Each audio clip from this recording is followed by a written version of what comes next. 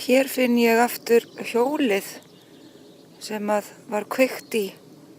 Einhver búinn að henda því hér út í vatnið. Þar sem það ryðgar og mengar. En þetta Midhurst Common og vatnið hér manngert. Það var sandnáma og sandurinn sem var mokaður hér upp var notaður í múrsteina.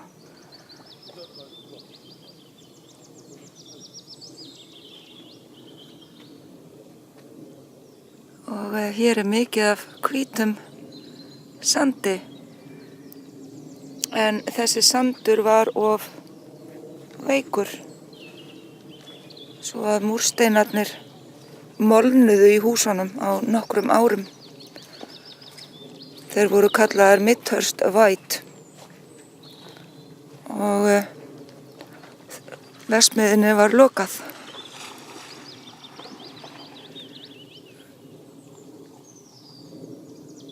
Og hér kemur fólk með hundana sína og leyfir þeim að hlaupa út í vatnið.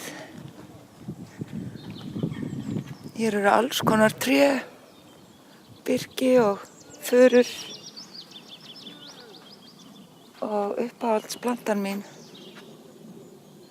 hvinviður,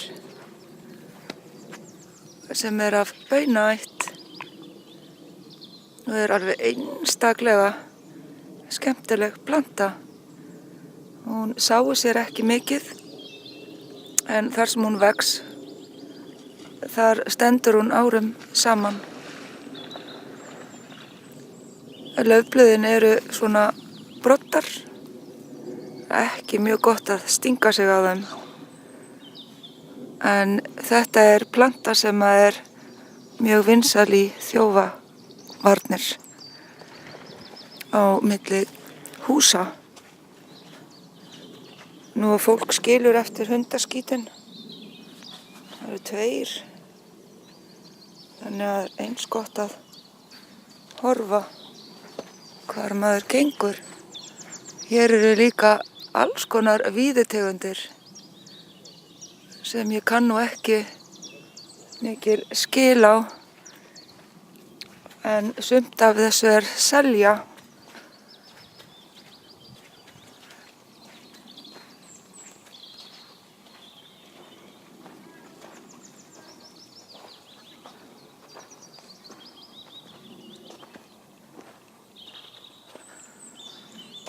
Og hér vaxa líka alls konar lyngplöntur og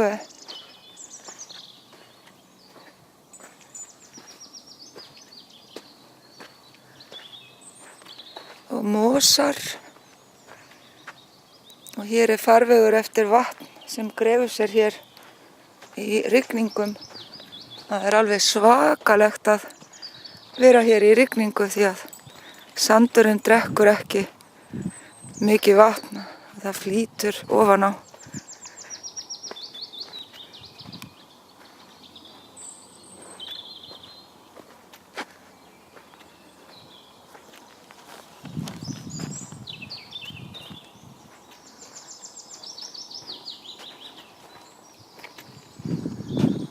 Og hér eru furur hér birki í breiðum bunum.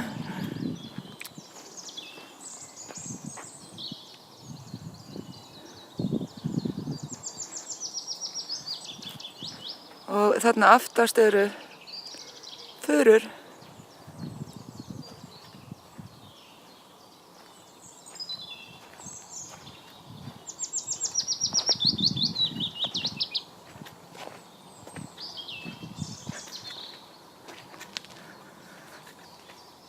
Og múrsteinaverksmiðjan, það ennþá minjar hér allan skóg. Þar sem eru múrsteinar grafnir ofan í sandinn, en þetta eru gömlu vegirnir þar sem voru búnir til þegar að sandurinn var grafinn upp En verksmiðjan er þarna lengst niður frá og gólfið af henni er ennþá, sést ennþá gólfið.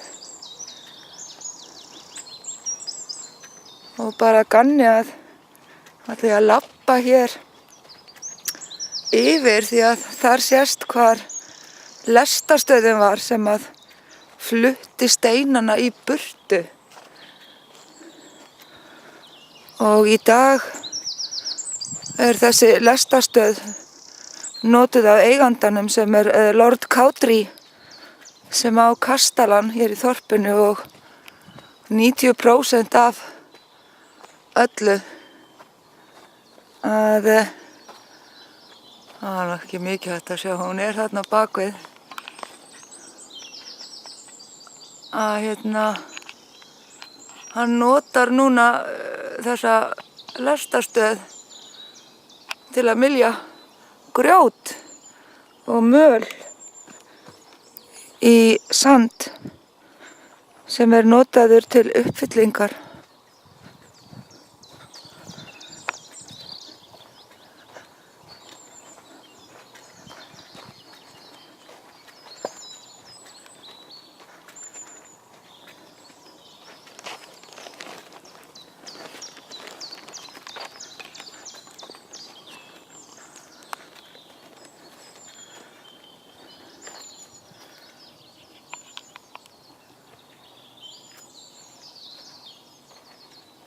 En hér er betra að sjá verksmiðjuna. Ég fer hér upp.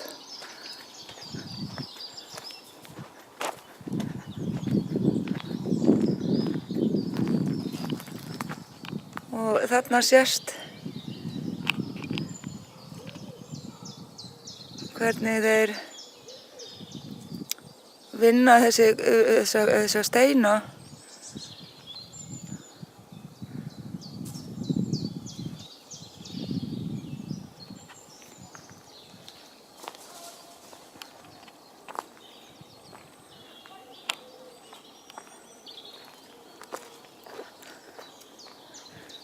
Og burknarnir að koma upp.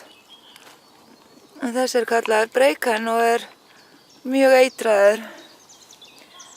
Hann er krabbameinsvaldandi og var notaður í gamla daga í rúmdýnur og í skó til að gera þá mjúka að ganga á. En það tekur áratugi, mörg ár fyrir þennan burkna að valda krabbameini. Nú, hér vaxa villtir lyklar allt.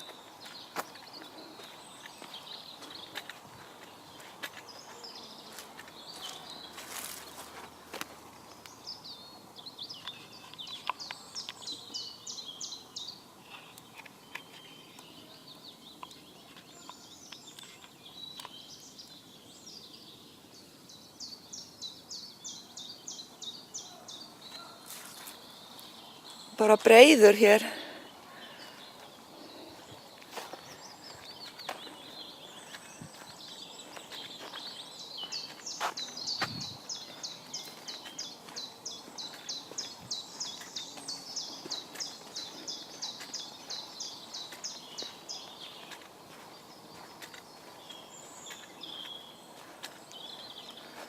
Og hérna sést betur hvernig þeir vinna sandinn.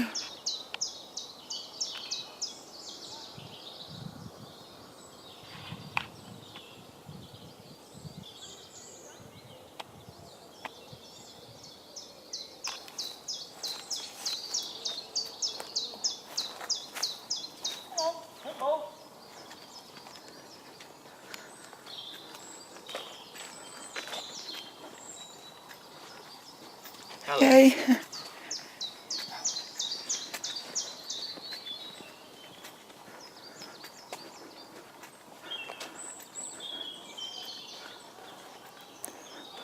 Og bromberin eru að vakna til lífsins. Þau eru mjög góð inn í skógaþykninu. Það er nú ekki gaman þegar þau vaksa yfir göngustíginn. Það er andstyggilegt að stinga sig á þeim og broddarnir sitja í húðinni.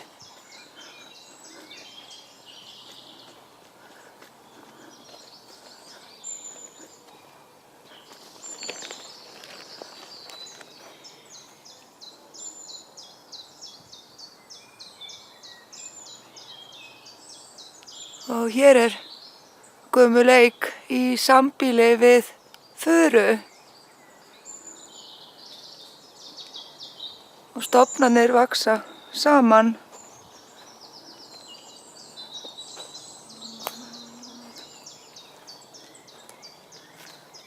Hérna megin er furan og hér er eikin. Og þær virðast bara njóta samvistana og líða bara mjög vel.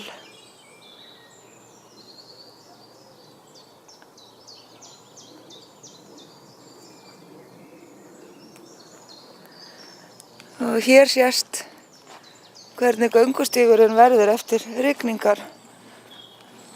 Hann er bara drulla og er ástæðan fyrir því að ég fer ekki hingað í rigningu þó að mig langi það mikið, því að þá koma froskarnir út og eru út um allt.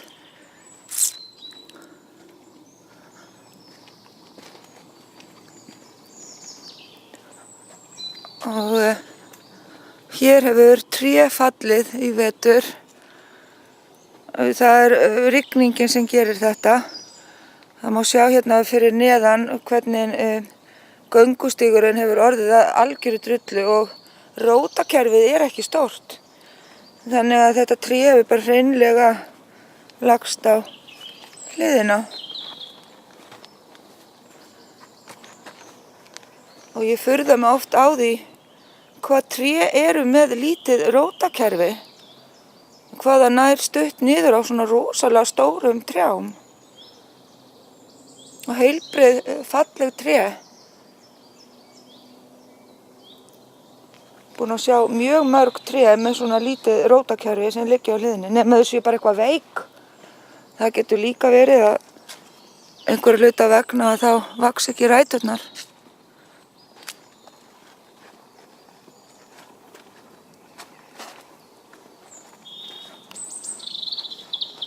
En hér er leiðin. Hérna er línuvegur með furum.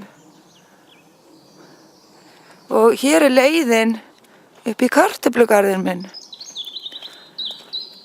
Og Kári á hann líka, Lord Kári. Hann á allan þennan skóg. Hann á líka mörg hús í þorpinu. Og verslanir. Hér eru barlind sem að ég hef tekið ber af og sent til Íslands í viður. Og það eru margir göngustígar í allar áttir og hér hef ég oft villst, allavega í byrjun, en þegar ég var búin að villast nokkru sinnum þá fór ég með rautt teip með mér út í skóg og teipaði greinar á öllum hornum þar sem ég átti að beygja. Og þannig lærði ég á skóginn og hætti að villast. Og hérna eru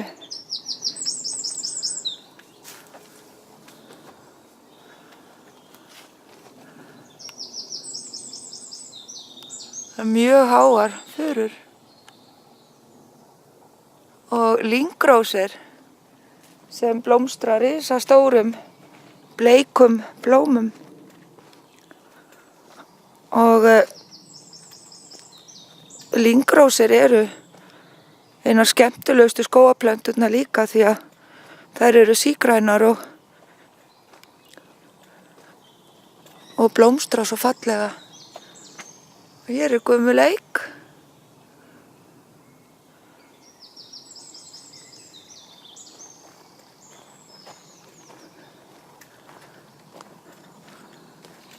og hér hef ég séð mjög oft slóvorms eða stálorma. Ég hef grunum það að þeir lifi þarna undir þessum föllnum drumbum og eru þar í dvala á veturnar. En þegar að sólin er sterk þá sé ég það oft þar sem þeir liggja og eru að sóla sig.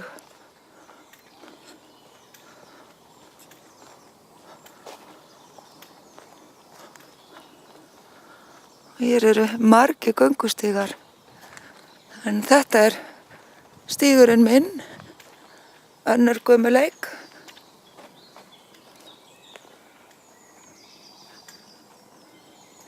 Og kristþyrnir.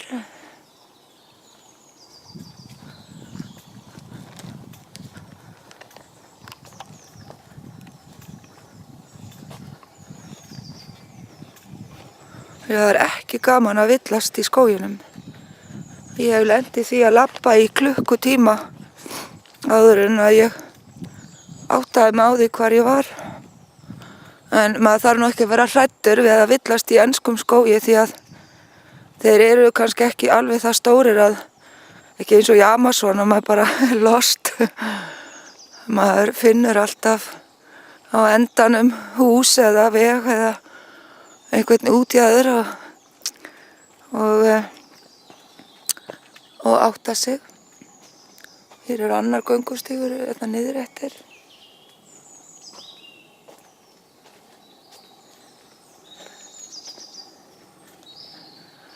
Og hér er staðsta eikin í skóginum og það var bergflétta sem að óx upp í eikina.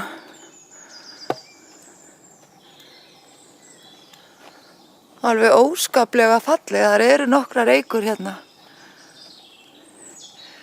Og hún var orðin svo gömul, hún var farin að taka yfir tréð reyndar.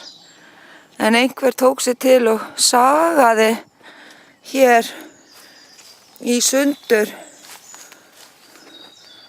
þennan stóra, þykka stofn af bergfléttunni, þannig að hún er búin að vera að drepast. En hér sést hvernig hún hefur vaxið upp, stofninn.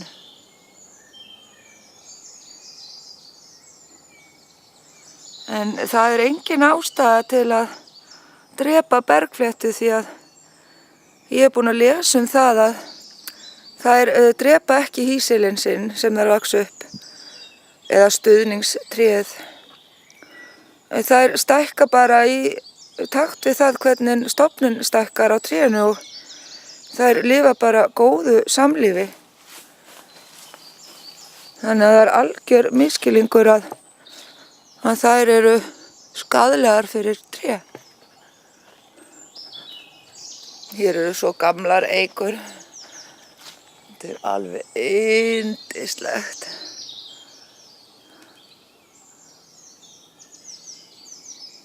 Og þessar eru nokkur 100 ára.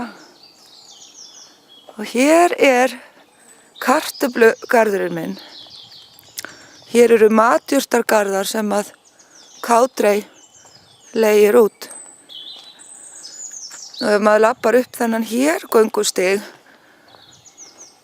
þá enda maður upp í kirkjugarði, þar sem ég get farið á sumrin og náð í vatn.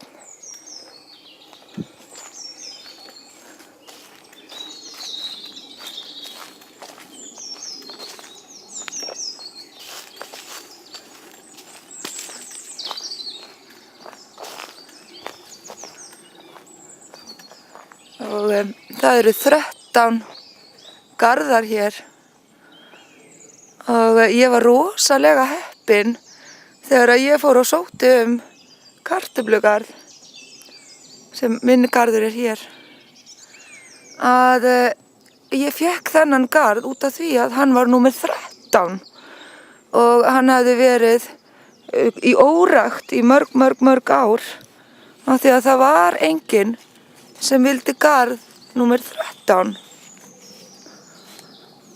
Þannig að 13 er happatalan mín.